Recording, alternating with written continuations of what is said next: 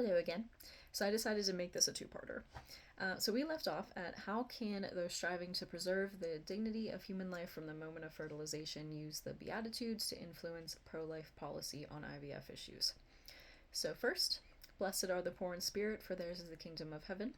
As a detachment from material possessions and desires of one's own heart. While children are not material possessions, when pursuing acts which create an abundance of human lives to achieve our desires, we are treating humans as material items or our property with which we can manipulate and experiment on at their expense. And we're also bringing in a third party into the marital union. I feel like this isn't often discussed in Orthodoxy, but we're bringing a third party into the marital union. We're severing the one flesh union that images the three-in-one essence of the Holy Trinity. And we're separating procreation from the conjugal act because of our own pride, making us feel like children are owed to us as opposed to being gifts. The gifts that they are. So the number of embryos created through the IVF process is already in the millions, with at least another million embryos in frozen storage.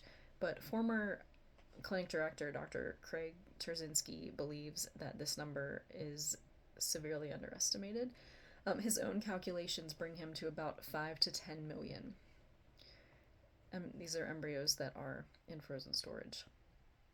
And to gain a better view of the amount of children who survived the IVF process, Dr. Trzynski stated of data from the Society for Assisted Reproductive Technology in 2019 that there were a total of 298,000 cycles initiated, and 56,000 of those cycles used previously frozen embryos. So this means that there were 242,000 newly stimulated cycles. And if one uses the median number of eggs per retrieval, which is approximately 9, it would indicate that an annual estimate of 2,183,000 embryos per year are created in the United States.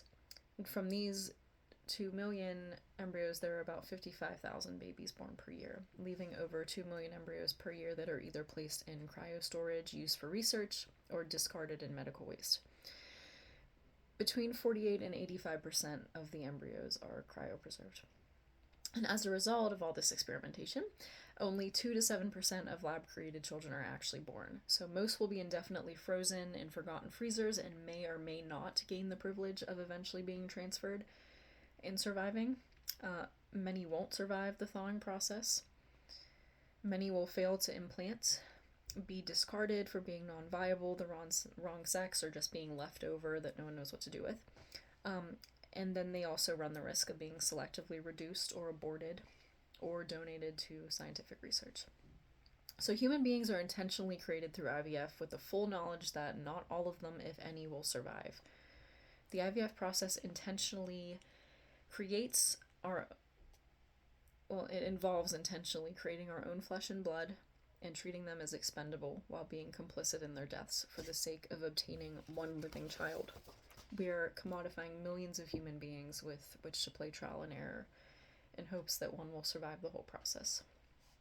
So the second beatitude, blessed are they who mourn, for they shall be comforted. As difficult as it is to struggle with infertility, we can't make our desires to have children into a God which separates us from reaching our intended perfection in Christ. Blessed are the meek, for they shall inherit the earth. We need more legislation. I personally want a complete elimination of the IVF industry, but as a starter, we need legislation which prohibits the discarding of leftover embryos and their indefinite freezing. This must be enacted to embody the third negative beatitude, blessed are the meek, for they shall inherit the earth. Germany has very strict laws on IVF, and this is because of their eugenic background, which should tell us something about this whole process. So scientists continually seek pleasure through the promises of scientific breakthroughs while they experiment on embryos for the purpose of curing disorders, helping couples with the eugenic practice of creating designer babies by choosing their child's sex and traits such as intelligence and eye color, creating embryos which share the DNA of 3 people, mitochondrial replacement therapy is what that is, and screenings such as pre-implantation genetic screenings and other screenings in the works like polygenic embryo screenings, which estimate a child's likelihood of developing certain diseases by detecting before implantation those diseases that may or may not appear later in life, such as schizophrenia, Alzheimer's, diabetes, and cancer.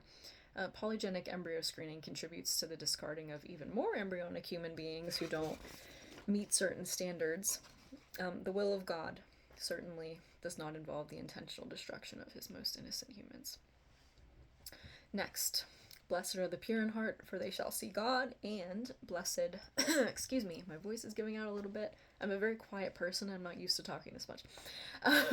And blessed, I put these together, and blessed are those who hunger and thirst for righteousness, for they shall be satisfied.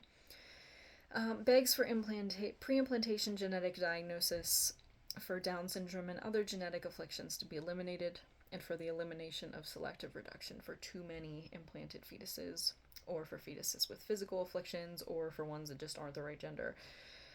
Seeking to eliminate any imperfections in our children doesn't show a willingness to strive only for God's will in our lives, as it doesn't show an openness towards achieving righteousness and allowing God to help with any struggles faced. Next we have, blessed are the merciful, for they shall obtain mercy, and the IVF process is not merciful towards human life. As I've said, it treats human lives as scientific experiments by intentionally creating multiple lives, and those doing it know that many of these children will have their lives snuffed out immediately due to not making the grade, despite the fact that embryologists have witnessed failed IVF attempts with embryos initially declared normal and observed thousands of babies born from embryos that were deemed abnormal. So eliminating these early embryos destroys untold numbers of developing human beings that might have later been designated as good quality. And the IVF process in general subjects all embryos to a gaming wheel of chance, whether through the transfer process, they're being discarded, donated, as I've said. We can't be vessels of God's mercy and compassion while treating our most innocent members of society as disposable commodities. And this applies, people will argue, oh, what if only one is created at a time and transferred? Well, I've written about this, and it doesn't matter. You're still playing trial and error in a lab with that one human life, not knowing if they're going to make it. And there are all the other issues separating unitive and procreative of the conjugal act. And so, while it seems better, it still severely misses the mark and still experiments with a human life. Blessed are the peacemakers, for they shall be called sons of God, demands legislation that restricts laws that require insurance companies to provide IVF coverage. So we must be sources of mercy, and this giving away of God's mercy allows us to transform into peacemakers. While being required to provide employees with IVF insurance may appear merciful to those struggling with infertility, we are not conduits of peace while providing the means for the destruction of human life. Also, pushing for restorative reproductive treatments that heal, not cover up health problems, will also help restore peace to the body, instead of risking health problems in women by giving them unnecessary medications through IVF. Lastly, when we instead seek the approval and honor of God instead of the honor of the world, we will then practice the beatitude, blessed are those who are persecuted for righteousness' sake, for theirs is the kingdom of heaven. In upholding the sanctity of human life, human dignity, and the totality of human persons, we should be striving towards the ideal, not going out of our way to create more non-ideal situations. We must refocus on the holy joy that can only be found in Christ, and create a culture which recognizes and celebrates the humanity of preborn children beginning from the moment of fertilization. Thank you.